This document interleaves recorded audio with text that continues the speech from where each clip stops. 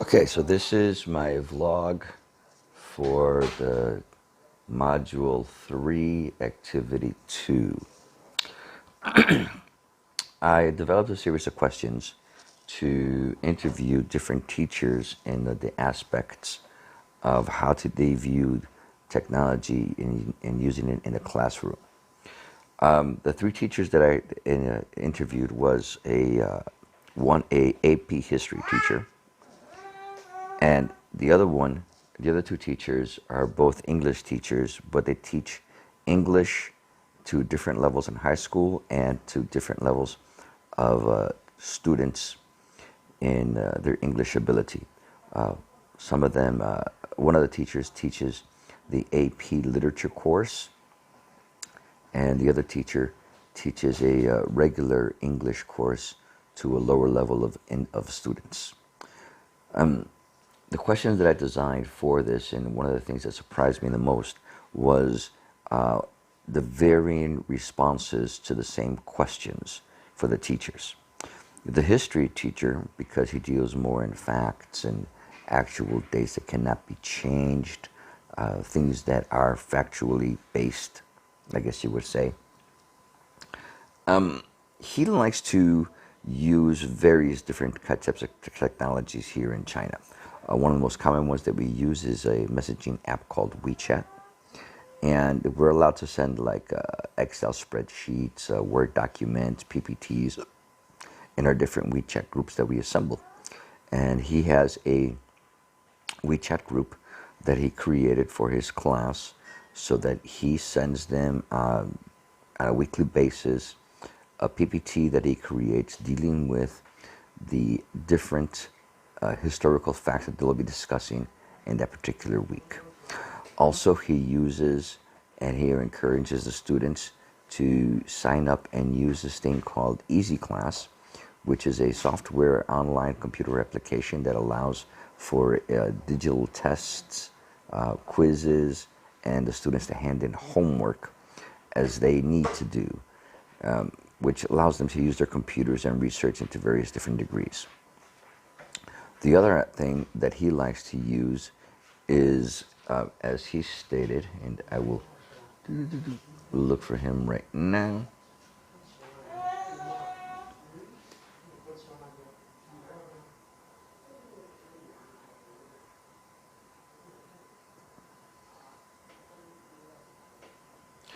He says, I think that the way I use technology allows students to grasp the material more quickly and submit work more efficiently than they otherwise would.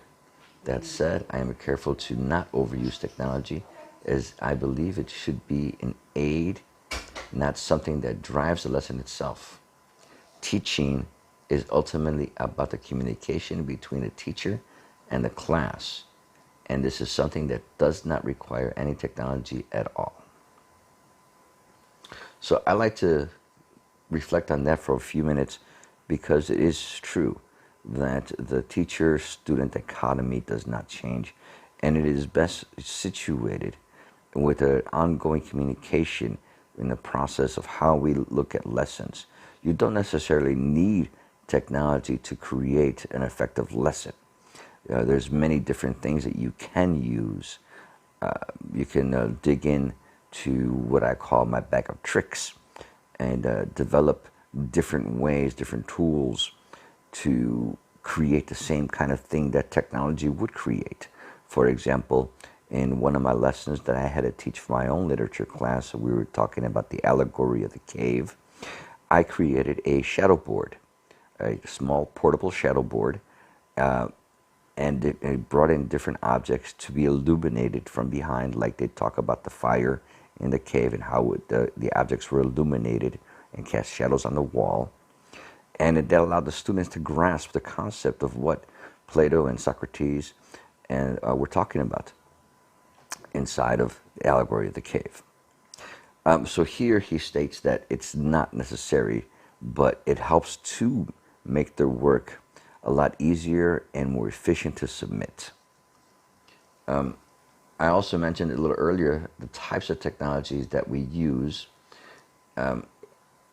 and like I said, he uses PPTs, Easy Class for homework submission, and WeChat messaging system on their mobile phones. So the kids have always have ability to look at their own technology, their mobile phones, to access the work that is required by the teacher.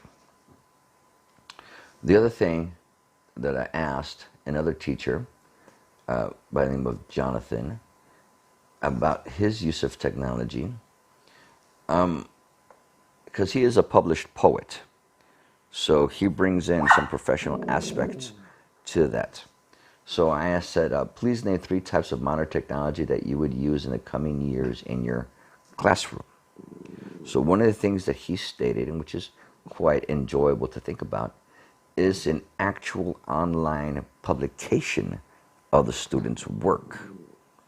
Now, that can be a very good motivation for students because they see that their work that they contributed, the work that they did in class, is extremely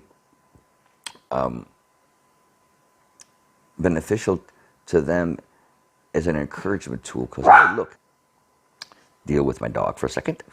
You heard my dog barking. But yeah, as I was saying, the online publication aspect of it, because that shows the students that, hey, yes, we can do this. There is nothing wrong with it about having the ability to create a poem, a short story, and then have that work presented in a public fashion on an online publication for everybody to see and enjoy. That encourages students to say, hey, yeah, that's me, I can do it. So I thought that was a really interesting concept that he thought of. Another thing that he did was to make an open forum discussion with different people from other countries accessing the work of the students. That allows for other people to look at the work that the students do, whether it be a short story, or a piece of a poem, or an analysis or a presentation that they did in a PPT form, and you open it up and see what the world thinks about what they did, how they view it. And since we're now living in such a global community because of the internet and technology, that this does allow the students to have a bigger sense of their own accomplishments, because they're talking about now the world is looking at what they did. People from other countries, people from different cultures are looking at their work and understanding it. So they now know, it's like, yeah, I did a good job because of this, and this reason. So that's a wonderful concept that we can talk about in future classes to develop that. One of the other teachers that I had by the name of Eric that I interviewed, he taught not only did he teach English classes, but we also do research classes for the upper level in here in Shanghai. So in his research classes, he stated that I asked the question, it said, every day more and more technology is available for enhancing your lessons. Do you think that too much use of technology in the classroom can harm the lesson? Why? Well, he also teaches a research class, because part of the Shanghai law is now that all students must submit a research paper by grade 12, so in order for them to graduate. That's a new law in China, especially in Shanghai. Okay, so in asking this question, he said no. He said in research classes, it is important for the students to have access to the internet for research and writing the reports. I don't believe that this harms my lessons. Well, this is true in his particular case, because of the fact that he needs to guide the students using various types of research techniques, being able to look at different things available. Not only that, but also go out into the libraries, look for books and periodicals, and be able to incorporate that into bibliographies and annexes into their own research paper. Now, there's varying styles of research papers, such as the MLA and PLA. So you have to be able to explain all of these different styles and doing it with online examples, having the students do a research paper based on searches that they conduct on the internet on various different topics, and then doing the whole format of doing the outlines and all of that stuff done on computers, form of modern technology, and presented in a way that can be viewed online, not just in paper format. This is an ongoing process, so the students need to have access not only to the internet as well, but to their own computers so they can continue the work put forth. Technology has ever increased what we can do, what we are allowed to do, what we strive to do. And in looking at the guidelines for different things and what we should do as educators, we have the ISTE standards for educators and as well as the ISTE standards for students. And looking over these standards, I can see how well they thought of in the concept of how to use educational technologies in the classrooms, which is something that we do need to look at as educators. Now, one of the teachers that I just briefly spoke about, his name is Eric. He, not only did I say he was also the English teacher for AP Literature and the research paper component of our school, but he also did his one class, which was extremely fascinating. He presented this poem by Margaret Atwood called I Fit Into You, which is literally only 4 lines of poetry, but it has a lot of visual elements. And inside those visual elements, it has a lot of abstract thoughts that make you look at things in a different way. And he presented this lesson plan in a very simple way. He put the poem up line by line on a PPT. First line, and he asked the students, what do you think about this line? What do you get from this line? What images do you get from this line? Second line, how does that fit with the first line? And in this process, he started guiding the students into thinking how this person, Margaret Atwood, contrived the poem. Who was the audience? What was the poem trying to convey? Now, this is an extremely hard thing to do, considering that it was only 4 lines. That's it. And it's so much meaning behind those 4 lines with the use of the words that Margaret had. So before I continue on forward, let me read to you the poem of Margaret Atwood, so that way you have an idea of what she's talking about. It says, you fit into me like a hook into an eye, a fish hook, an open eye.